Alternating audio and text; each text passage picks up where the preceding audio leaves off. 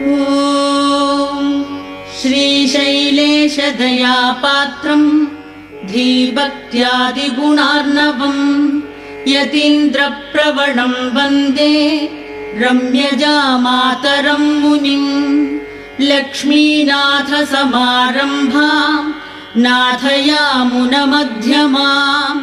अस्मदाचार्यपर्यन्तां वन्दे गुरुपरम्पराम् यो नित्यमच्युतपदाम्बुजयुग्मरुक्म व्यामोहतस्ततितराणि तृणाय मेने अस्मद्गुरोर्भगवतोऽस्य दयैकसिन्धोः रामानुजस्य चरणौ शरणं प्रपद्ये।